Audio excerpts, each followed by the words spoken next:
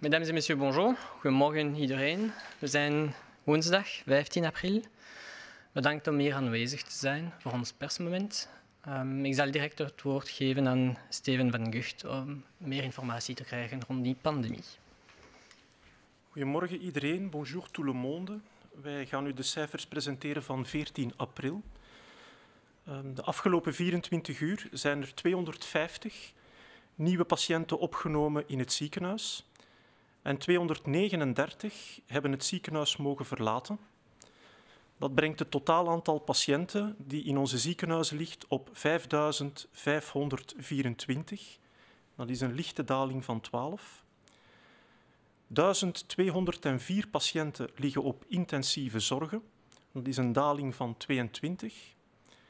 En 889 patiënten worden beademd op dit ogenblik. Dat is een daling van 26.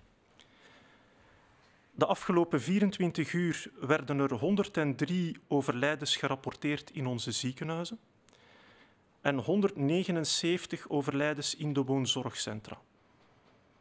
In de woonzorgcentra gaat het grotendeels om vermoedelijke gevallen en in een klein aantal van de gevallen om labo-bevestigde gevallen. 2,8% om precies te zijn. Dat brengt het totaal aantal gerapporteerde overlijdens op 283, waarvan 214 in Vlaanderen, 32 in Wallonië en 37 in Brussel. Het totaal aantal overlijdens sinds het begin van de uitbraak in België ligt nu op 4.440, waarvan 51% in de hospitalen en 46% in woonzorgcentra.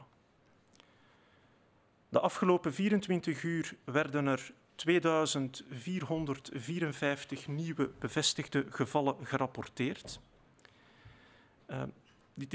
Dit getal bevat zowel de testen die uitgevoerd werden via het klassieke netwerk van laboratoria, zoals we die vroeger ook altijd rapporteerden, als ook de resultaten van de testen uit de woonzorgcentra. Via het klassieke netwerk werden er 617 bevestigde gevallen gerapporteerd. Vanuit de woonzorgcentra werden er 1837 positieve gevallen gerapporteerd. En dat brengt het totaal aantal bevestigde gevallen op 2454. In totaal hebben we gisteren 13.434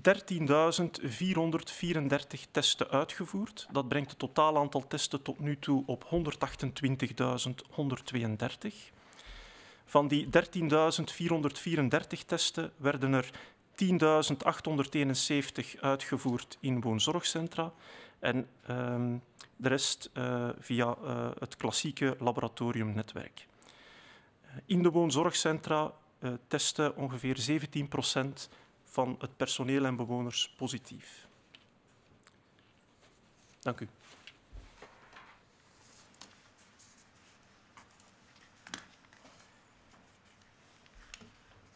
Bonjour à tous, goedemorgen iedereen.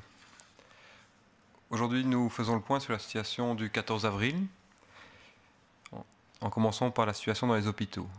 Hier, 250 personnes ont été admises à l'hôpital dans le cadre d'une infection à coronavirus et 239 ont pu quitter l'hôpital. Cela porte aujourd'hui à 5524 le nombre de personnes actuellement hospitalisées. Il y a une légère diminution de 12 par rapport à la journée d'hier. Parmi celles-ci, 1204 sont aux soins intensifs. C'est une diminution de 22 par rapport à la journée d'hier.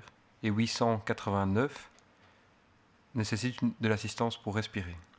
C'est une diminution de 26 par rapport à hier. Hier, 103 personnes sont décédées dans les hôpitaux et 179 personnes sont décédés dans les maisons de repos. Il faut savoir que dans les maisons de repos, seule une petite partie des personnes décédées ont eu un diagnostic confirmé d'infection à coronavirus. Cette proportion est actuellement de 2,8%. Au total, le nombre de personnes décédées hier, dans le cadre de cette épidémie, est donc de 283, dont 214 en Flandre, 32 en Wallonie et 37 à Bruxelles.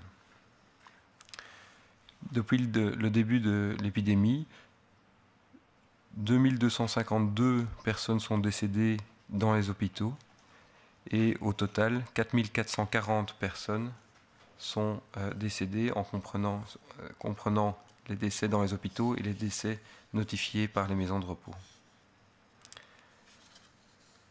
Durant les 24 dernières heures, 13 434 tests de laboratoire ont été réalisés, dont 2563 dans le réseau habituel de laboratoire et 10 871 au travers de l'activité du laboratoire mis en place pour les maisons de repos.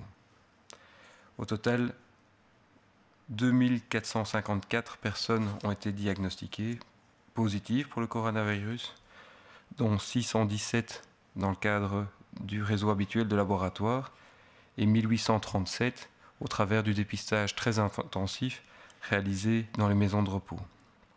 Il y a donc un nombre plus important de cas notifiés aujourd'hui, confirmés par test de laboratoire, mais cette augmentation reflète davantage l'effort de tester plus, et particulièrement dans les maisons de repos, qu'une augmentation du nombre de cas réels dans la communauté. Au total, 1600 personnes ont été diagnostiquées positives en Flandre, 706 en Wallonie, 95 à Bruxelles. Voilà pour aujourd'hui. Goedemorgen. Sinds het begin van de coronacrisis is er enorm veel solidariteit in onze samenleving. Het doet deugd om te zien dat deze solidariteit nog steeds sterk aanwezig is.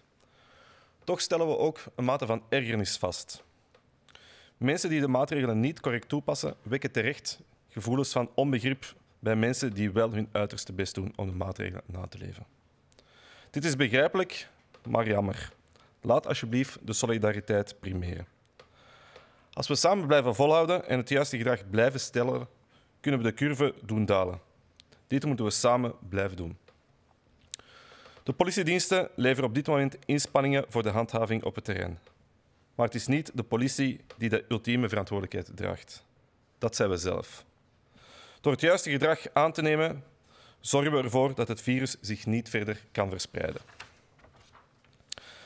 Kijk daarom voor eerst naar jezelf. Volg strikt de maatregelen op. Dit is de beste bescherming voor jezelf en voor je gezin. We begrijpen dat veel mensen het moeilijk hebben, maar laat het gedrag van anderen geen excuus zijn om de teugels te vieren. Laat onze gezamenlijke inspanning van de afgelopen weken niet voor niets zijn. Die situatie is heel zwaar in de ziekenhuizen, maar nog steeds beheersbaar.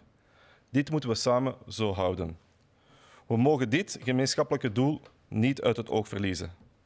We zijn allemaal getroffen door dit virus, maar we zijn ook allemaal verantwoordelijk voor de gezondheid van onszelf en voor deze van onze familieleden. Deze namiddag vindt er een Nationale Veiligheidsraad plaats. Op basis van de adviezen van de experten zal de Nationale Veiligheidsraad de nodige beslissingen nemen over de coronamaatregelen. De beslissingen zullen zo snel mogelijk gecommuniceerd worden via de officiële kanalen, onder andere de website van het crisiscentrum, de sociale media, maar ook via de pers zullen de maatregelen gecommuniceerd worden. De beslissingen zullen ook via e-mail verzonden worden naar alle geregistreerde mensen op BiAlert. Als je nog niet bent ingeschreven, kan je dit nog steeds doen via de website www.bi-alert.be. Zo wordt ook jij persoonlijk verwittigd van de maatregelen. Blijf vooral volhouden, blijf zorgen voor jezelf en voor elkaar. Dank je wel.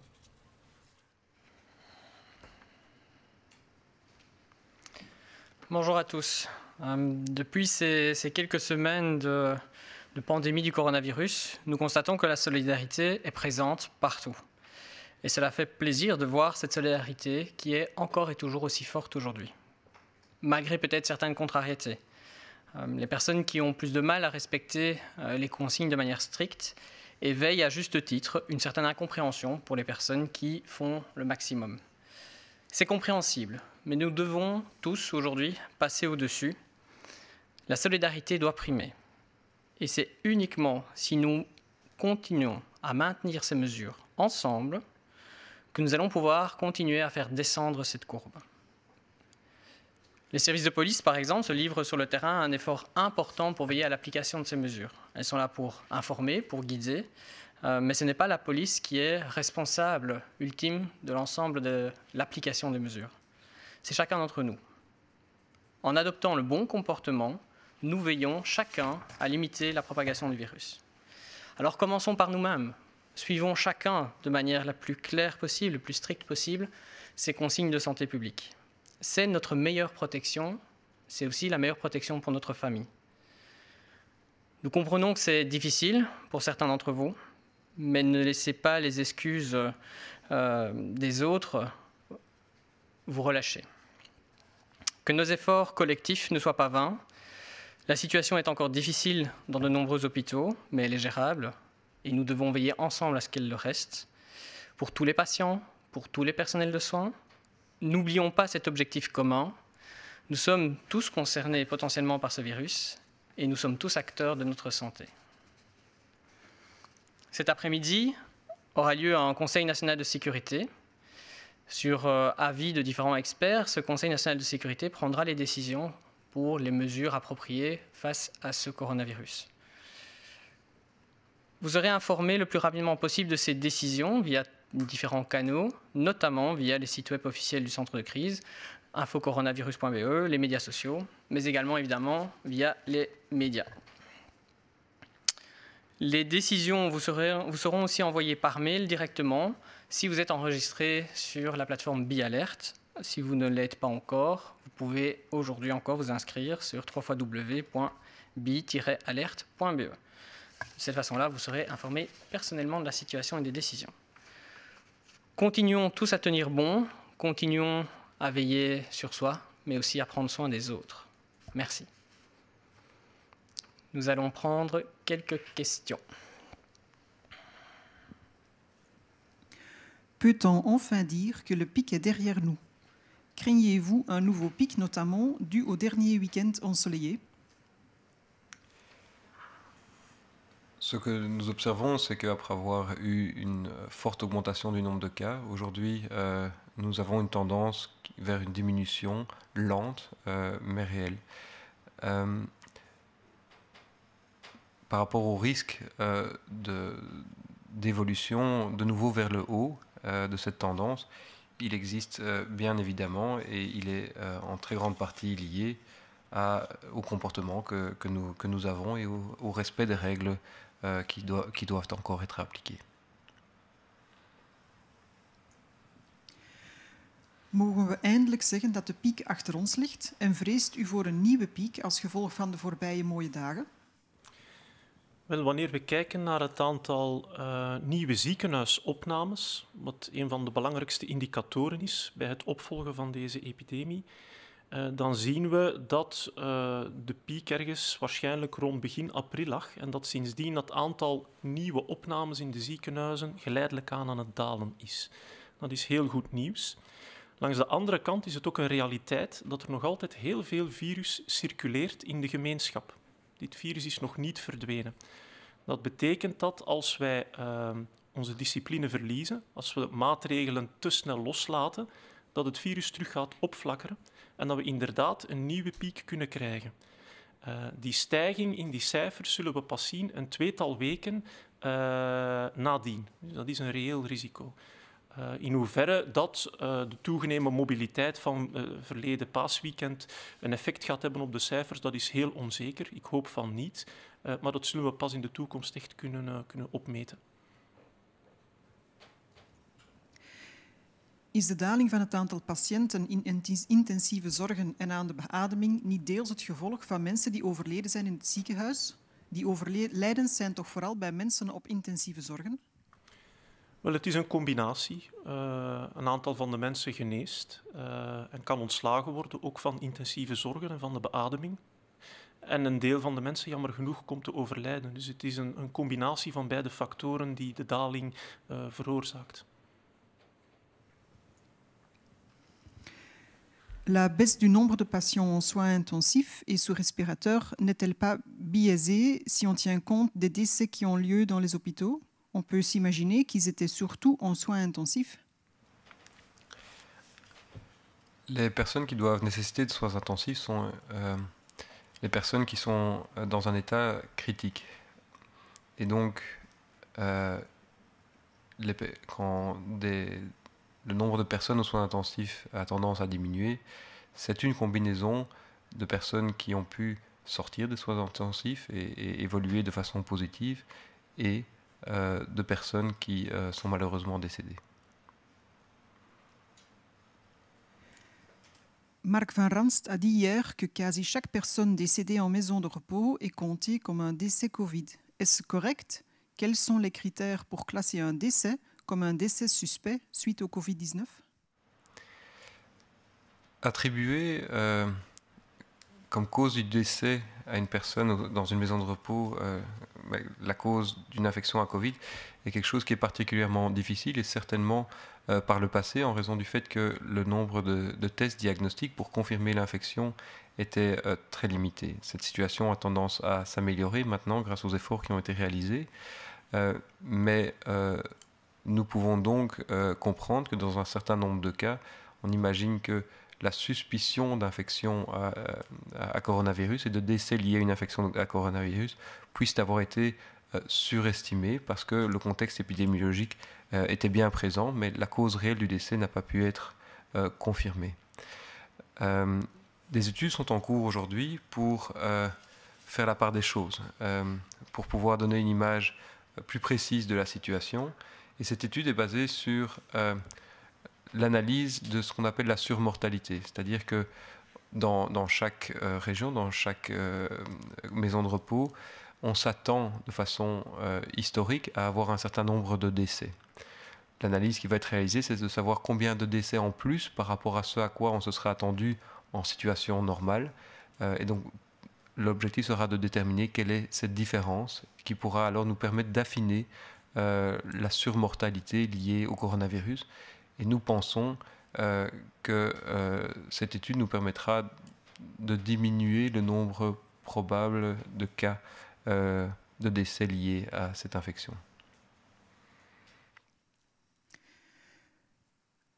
Marc Van Ranst zei gisteravond in de afspraak dat zo goed als elke dode in een...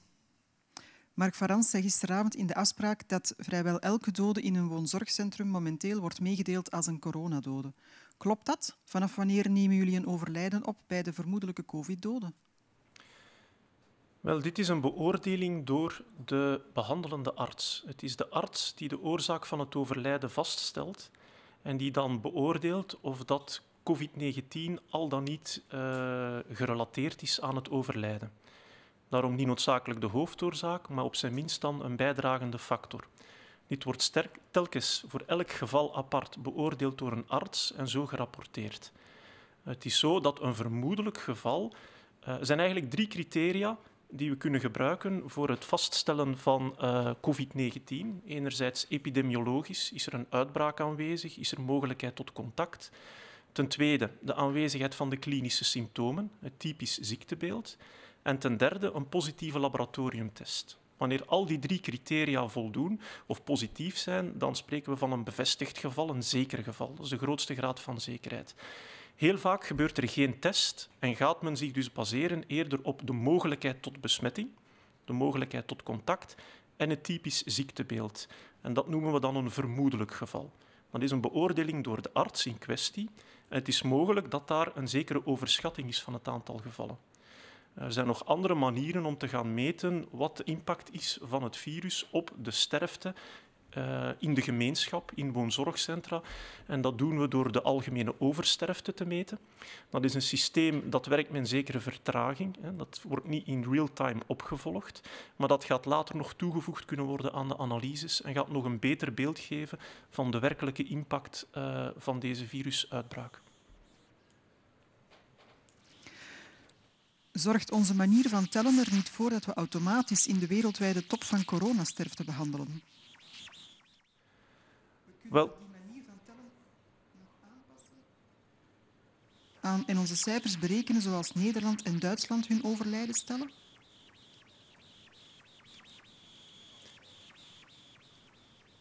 wel het... Mag ik? Ja. Wel, het is zo dat de cijfers die elk land rapporteert, kunnen op dit moment moeilijk vergeleken worden. Het is ook niet de bedoeling om een ranking van landen op te stellen. Dat is helemaal niet de bedoeling van ons surveillance systeem. In België hebben we een heel compleet bewakingssysteem. We rapporteren zo volledig mogelijk. En we doen dat in de eerste plaats om te kunnen beoordelen wat er op dit moment aan de hand is in de gemeenschap, in België. En zodanig dat we ook actie kunnen nemen daar waar het nodig is. Dat is prioriteit nummer 1. De vergelijking met landen is moeilijk, want elk land telt inderdaad op een andere manier, rapporteert een ander type cijfers.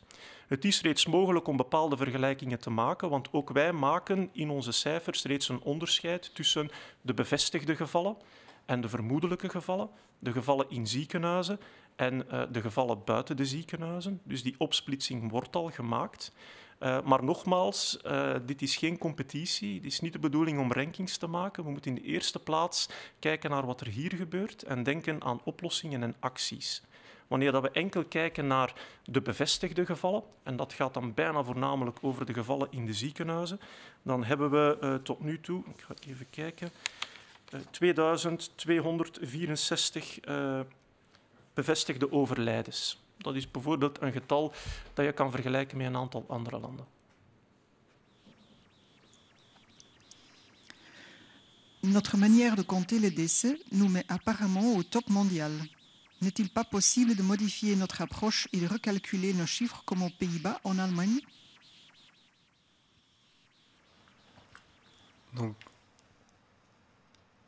le système de surveillance et donc la façon dont nous comptons le nombre de décès en Belgique a pour objectif de nous donner la meilleure vue sur la situation et de bien comprendre les défis auxquels nous faisons face.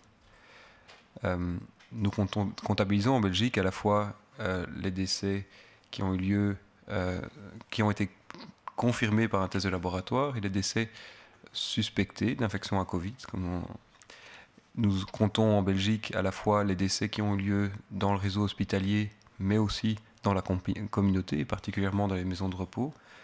Et ces éléments-là peuvent nous distinguer par rapport à d'autres pays. Nous pensons que faire des comparaisons entre différents pays en termes de ranking par rapport au nombre de décès ne va pas nous faire oublier que la situation peut être différente dans certains pays et certainement aussi la façon de comptabiliser le nombre de décès ou de cas confirmés. Il est cependant important de pouvoir évaluer la situation dans notre pays, mais par exemple aussi dans nos pays voisins, pour comprendre quel est le niveau de contrôle de l'épidémie entre différents pays qui sont inévitablement en contact. En Belgique, si nous prenons simplement le nombre de décès confirmés dans les hôpitaux, nous sommes à 2252 décès comptabilisés. Donc, nous allons maintenir ce système de surveillance qui est, nous pensons, très complet et nous allons continuer à faire la part des choses entre les différentes catégories qui sont sous-jacentes à cette comptabilité. Selon l'OMS, il n'est pas certain que tous les patients guéris du coronavirus soient totalement immunisés. Certains ne développeraient même aucun anticorps. Pouvez-vous nous confirmer cette information? Et si oui, cela vous inquiète-t-il? Sait-on déjà si cela peut concerner certaines personnes? L'évolution des connaissances par rapport à ce virus, mais c'est une histoire qui est en cours. Et donc nous apprenons encore chaque jour, chaque semaine sur comment ce virus se comporte, comment l'homme peut s'immuniser, peut se protéger contre cette infection. Il y a des rapports qui attestent que certaines personnes qui ont eu une infection avérée ne développent pas un nombre d'anticorps suffisant que pour être détectés par les tests de laboratoire qui les mettent en évidence. Est-ce que ça veut dire qu'il n'y en a pas? C'est probablement qu'il y en a en tout cas moins que ce que les tests sont capables de détecter. Il y a également des rapports qui montrent que certaines personnes ont été infectés une première fois et chez qui on détecte de nouveau le virus par la suite. Certains de ces rapports ne sont pas tout à fait clairs si la détection de ce virus est simplement liée à des restes du virus, du matériel génétique qui date de l'infection précédente, ou s'il s'agit d'une réinfection. S'il s'agit d'une réinfection, nous avons des raisons de penser que ce deuxième épisode sera nettement moins sévère que le premier, car il y aura eu un premier contact avec le virus. Voilà ce qu'on peut dire aujourd'hui.